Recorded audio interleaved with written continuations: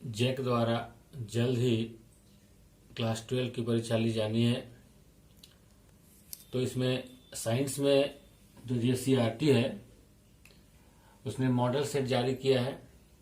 तो केमिस्ट्री का जो मॉडल सेट है उसमें आपका MCQ यानी मल्टीपल चॉइस क्वेश्चंस और सब्जेक्टिव दोनों टाइप के हैं।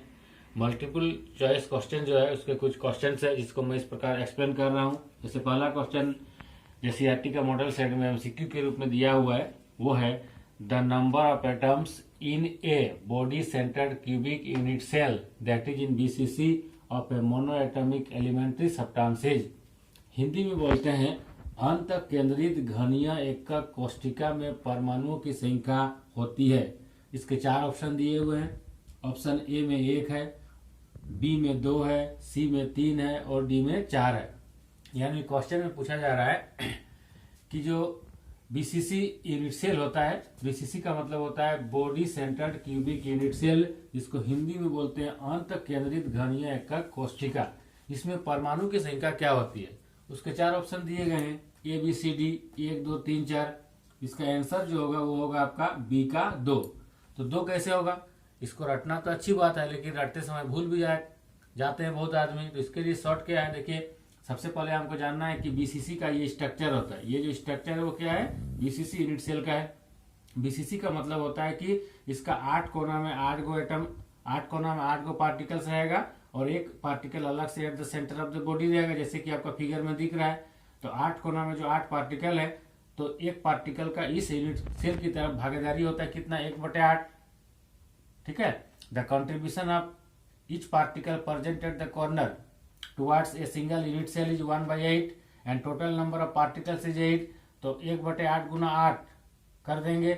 और ये जो पार्टिकल आपका जो केंद्र में अवस्थित है, जो सेंटर में है, वो इसका कंट्रीब्यूशन इस यूनिट सेल की तरफ यानी BCC यूनिट सेल की तरफ पूरा का पूरा 1 होता है, तो +1 कर देंगे। तो इस प्रकार Z इक्वल टू लिख सकते हैं 8 गुना 1/8 गुना जोड़ 1, यानी Z क्या है, परमाणु की संख्या है। तो Z बराबर क्या हो जाएगा 8 × 1/8 + 1।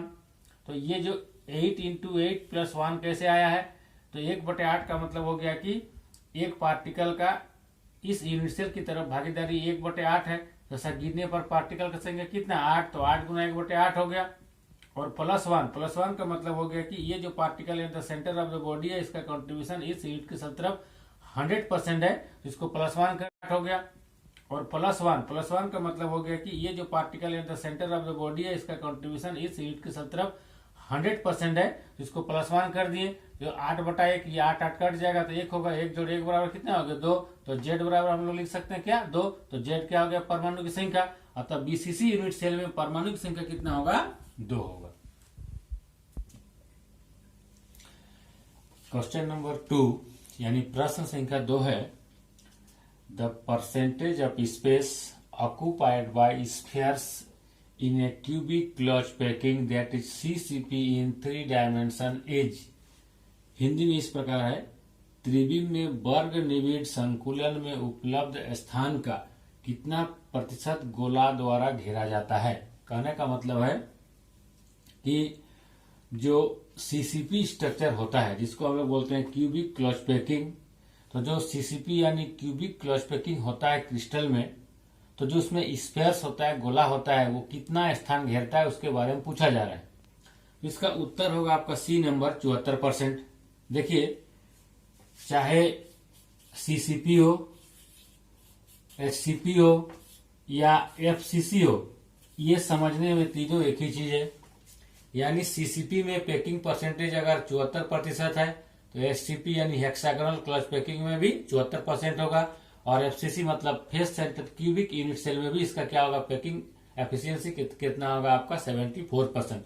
तो आपको प्रश्न में अगर CCP पूछता है तो कितना आंसर होगा 74% यानी 74%। अगर CCP के बदले HCP पूछता है कि HCP में कितना पैकिंग एफिशिएंसी होगा, यानी हेक्सागोनल क्लोज पैकिंग में कितना पैकिंग एफिशिएंसी होगा, तब भी आपका आंसर कितना होगा 74%। और ये दोनों के बदले आपका प्रश्न में अगर FCC रहता है, face centred cubic unit cell रहता है, तब भी आपका आंसर कितना होगा 74%। तो इस प्रकार आपको कंफ्यूज नहीं होना है। CCP, HCP, FCC तीनों का आंसर कितना होगा आपका 74%।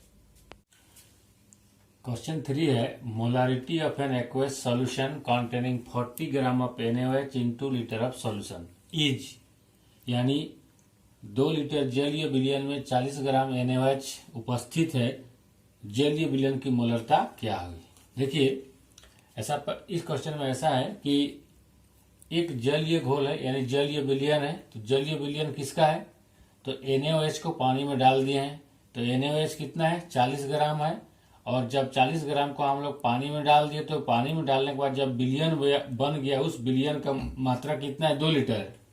कहने का मतलब है कि 2 लीटर का जलीय विलयन में 40 ग्राम NaOH है, तो बोल रहा है कि विलयन की मोलरता क्या होगी, मोलरता यानी मोलारिटी क्या होगी इस विलयन की। इसके 4 ऑप्शन दिए गए हैं, ए में है 0.5, बी में है 1.0, सी में 1.5 और डी में है 0.75। इसके 4 ऑप्शन है, 4 ऑप्शन में से इसका आंसर होगा आपका 0.5 ऑप्शन है।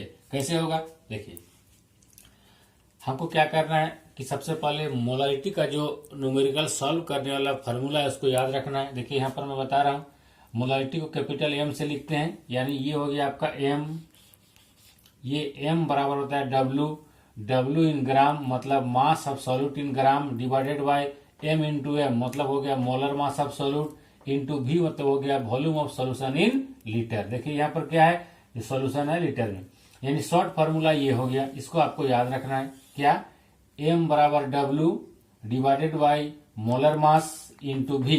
ये जो W है मतलब है मास ऑफ सॉल्यूट, यानी NaOH का जो मास दिया हुआ द्रव्यमान दिया हुआ इसको ग्राम में लिखना है, ठीक है। उसके बाद NaOH का मोलर मास यानी आणविक द्रव्यमान निकालना है, और जो विलयन है उसका मात्रा कितना है उसको लीटर में लिखना है। तो देखिए NaOH का मात्रा दिया हुआ है आपका कितना 40 ग्राम, तो यहाँ पर हम लोग लिख लिए W के बदले क्या लिख लिए 40 ग्राम। मोलर मास NaOH का मोलर मास कितना होता है, NaOH का मोलर मास होता है 40। कैसे जानेंगे, तो देखिए इसको निकालने के लिए ये मान लीजिए NaOH है, तो आपका सोडियम का एटॉमिक मास होता है 23, ऑक्सीजन का होता है 16 और हाइड्रोजन का होता है 1, सबको जोड़ दीजिएगा तो हो जाएगा 40, क्योंकि मोलर मास बराबर क्या होता है सम ऑफ एटॉमिक मासेस। तो यहाँ पर 3 प्रकार का एटम है, सोडियम, ऑक्सीजन और हाइड्रोजन। सोडियम का एटॉमिक मास होता है 23 यानी परमाणु द्रव्यमान होता है 23, ऑक्सीजन का होता है 16 यानी 16 और हाइड्रोजन का होता है 1, तो तीनों को जोड़ देंगे तो क्या हो जाएगा 40 हो जाएगा। इस प्रकार से NaOH का मोलर मास कितना हो गया 40, तो M यानी मोलर मास के बदले कितना रख दिया हम लोग 40 रख दिए, और यहाँ पर इंटू V है यानी वॉल्यूम, तो यहाँ पर हम लोग लिख लिए W के बदले क्या लिख लिए 40 ग्राम। मोलर मास NaOH का मोलर मास कितना होता है, NaOH का मोलर मास होता है 40। कैसे जानेंगे, तो देखिए इसको निकालने के लिए ये मान लीजिए NaOH है, तो आपका सोडियम का एटॉमिक मास होता है 23, ऑक्सीजन का होता है 16 और हाइड्रोजन का होता है 1, सबको जोड़ दीजिएगा तो हो जाएगा 40, क्योंकि मोलर मास बराबर क्या होता है सम ऑफ एटॉमिक मासेस। तो यहाँ पर 3 प्रकार का एटम है, सोडियम, ऑक्सीजन और हाइड्रोजन। सोडियम का एटॉमिक मास होता है 23 यानी परमाणु द्रव्यमान होता है 23, ऑक्सीजन का होता है 16 यानी 16 और हाइड्रोजन का होता है 1, तो तीनों को जोड़ देंगे तो क्या हो जाएगा 40 हो जाएगा।